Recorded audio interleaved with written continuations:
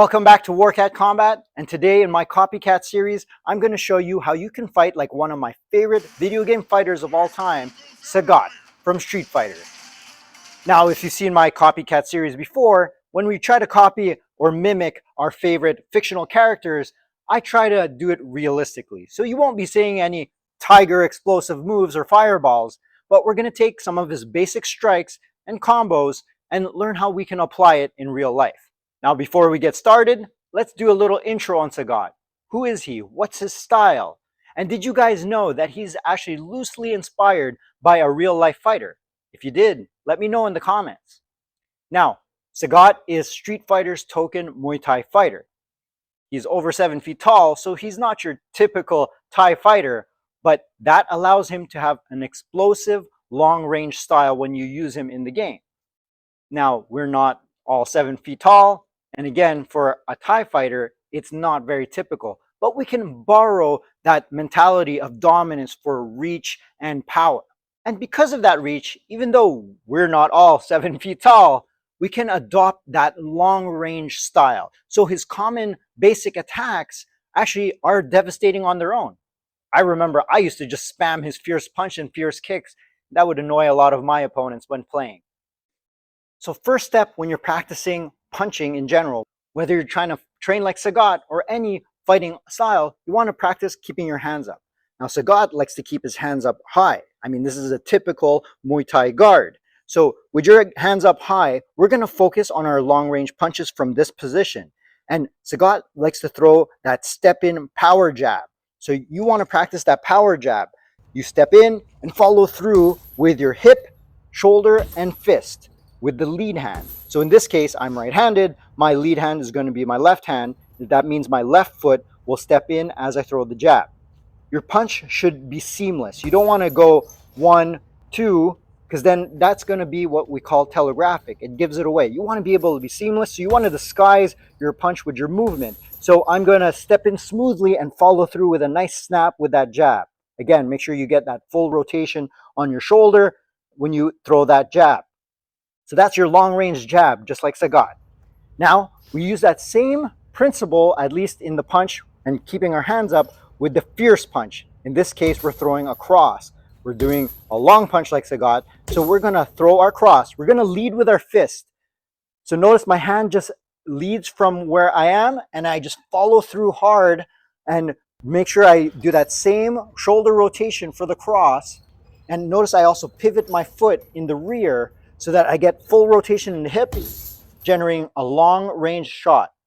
I also want to transfer my weight to my left in this case. This way I get range by having my weight transferred to the left. I get that extra reach with that cross, in this case, the fierce punch. The next technique we're going to cover from Sagat is his basic roundhouse kick from the rear, his power kick. It's one of the most devastating basic strikes that he has in his arsenal. Now, the Muay Thai style of the roundhouse kick and the Sagat style of the roundhouse kick, you want to throw that kick like you're swinging a bat. So it's going to be all power, a nice hip rotation, and you want to make sure you're pivoting with your lead foot to land with devastating power. Sagat has great flexibility and can land this kick up high too. And if we don't have that flexibility, it doesn't matter. What matters is that you got the technique of the kick itself. Throw at the height that you're comfortable throwing, but at maximum power. Now we're going to touch on Sagat's more advanced techniques, his special moves, starting with the tiger knee. The tiger knee is a flying knee basically, and the flying knee is used very often in Muay Thai and MMA. Now we're not going to get the height that Sagat does in the game, but we can still apply the technique. But before you know how to throw the flying knee, you should be able to throw a proper knee first. So in this case, we're going to throw our knee from the rear side, our power side, in this case, my right leg. So I'm going to throw my knee from here. I'm going to practice throwing the knee first from this range so that I get the proper technique.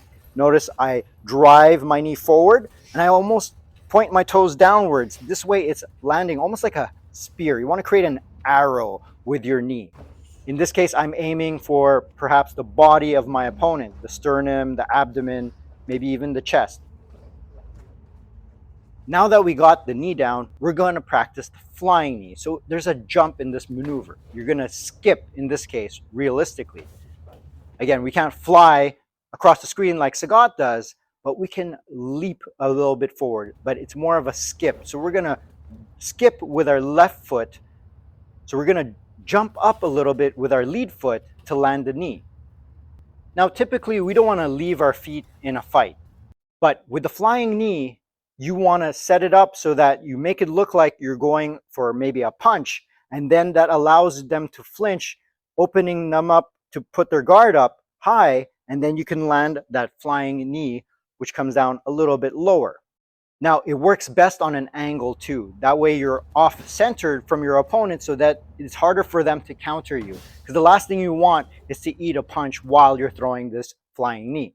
It's a great offensive attack, high risk, but high reward too. It's also my favorite sleeping position to be in. And finally, the last attack we're gonna do, the last special move we're gonna do is the tiger uppercut. Okay, so we're not gonna do the tiger uppercut. Again, like I mentioned before, leaping off the ground is not your best tactic in real life, although it would look pretty damn cool to land a flying uppercut on our opponent. But what we're gonna do is just focus on a basic uppercut and how to generate power from that position. So proper technique for an uppercut, especially if you want to land with power, is you have to make sure that your hands are at your chin level. The common mistake with an uppercut is people will tend to drop their hand too low before landing it. The problem with this technique is that you're telegraphing again. You're giving away that you're going to throw that uppercut. When in fact, the real technique for an uppercut for efficiency is to actually throw it like you would throw your straight. So remember the technique we did with our fierce punch, where our hip rotates and our follow through with our punch? It's the same thing we're doing with our hips, but we're just changing the extension of our hand. So in this case, I'm just gonna kind of corkscrew my fist while I'm doing the same motion that I would do with my straight punch. So here I twist and I land that uppercut from there. Another common mistake to avoid when throwing the uppercut is overextending your punch. I know, the tiger uppercut does that, and most uppercuts in fighting games like Mortal Kombat will have that overextension. But in a real fight, you don't want that and you don't need it, because most of the time, an uppercut is timed when the person is dipping their head down. So you're landing that uppercut and timing it as the person dips down, that's already doubling the force of the punch. You don't need that overextension to land power. Pro tip, if you want to land this punch in an actual scenario, such as a fight or a sport, you want to time it again. So you want to make sure you time it when the person maybe dips their head down, or you set them up with the other strikes, just like you would do in Street Fighter, where you set them up maybe with that step-in jab, and then as they flinch or duck down, that's when you land that uppercut. So with these techniques that you learned today, you can actually set up your own combos just using these moves. Let's try just a power jab, follow through with that fierce punch, and then finish with that roundhouse kick. A very simple 1-2-3 combo. How I like to do it in real life is I try to make it smooth and seamless. So I'll do a jab, cross, kick combo in one smooth motion. Then you can actually switch it up. You can go for that jab, fierce punch, and then flying knee or tiger knee. And remember, since we're emulating Sagat, fight long, reach, use your reach. You can make up distance if you're a shorter fighter with footwork. So you can step in, get your reach with your footwork, step back out, land your long kicks, and then mix it up. Use your footwork, move to the side. Remember, when I said throwing that flying knee or the tiger knee, if you step off and use angles, that works a lot better for landing that knee. So play around with it, find your inner tiger, and throw some long-range combos, and you'll be fighting like Sagat in no time. So I hope you enjoyed this video on how to copy Sagat in real life. And if you have any ideas or any suggestions of fighters you'd like me to show you how you can copy them for realistic combat, please leave a suggestion in the comments. And if you'd like to see more videos just like this, and learn how to copy your favorite fictional characters, don't forget to hit subscribe, hit that notification bell, and I'll be able to produce more content just like this. So thanks for watching, and I'll see you guys next time. Uppercut! Uppercut! uppercut.